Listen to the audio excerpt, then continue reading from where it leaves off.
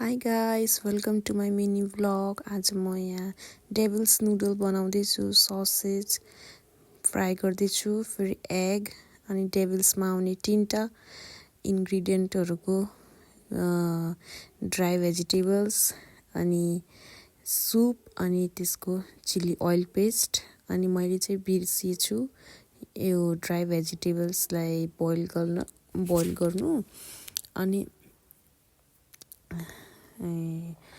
मैले कतिजनाको रिभ्यू देखेको थिएँ क्या, कतिजनाले यो डेभिल्स चाउचाउ खाएको रे हालेको थियो अनि नयाँ निक्लेको रहेछ क्या यो यसको करेन्टको जस्तै हुने रहेछ। यसमा नि 3टा आउने रहेछ सुपहरू, यसको मसलाहरू।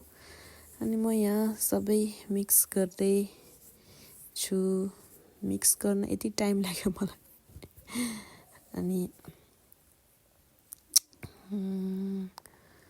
मिक्स गर्दैछु गर्दै म पनि कस्तो हुने रहेछ ट्राई गरिदिउँ न त भनेर आज डेभिल्स चाउचाउ लिएर आएको। स्पाइसी नुडल्समा नयाँ आएर रहेछ यो डेभिल्स चाउचाउ भन्ने। अनि यहाँ मिक्स गर्दै टाइम लाग्यो मलाई साह्रै नै यो चाउचाउ मिक्स गर्नु। अनि त्यसपछि मैले टेस्ट गरेँ चाउचाउ अनि मलाई मिठै लाग्यो।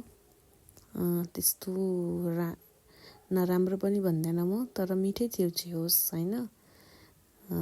मिठो लाग्यो टेस्ट। अन्डा र ससेज झन् स्वादमा स्वाद बढाइदिन्छ चाउचाउ स्पाइसी नुडल्सको होइन। कम्बिनेसन स्पाइसी नुडल्समा अन्डा र ससेज त हुनैपर्छ अनि दामी लाग्छ। मलाई त एकदम मन पर्यो। तपाईँहरूलाई कस्तो लाग्यो होला भन्नु है।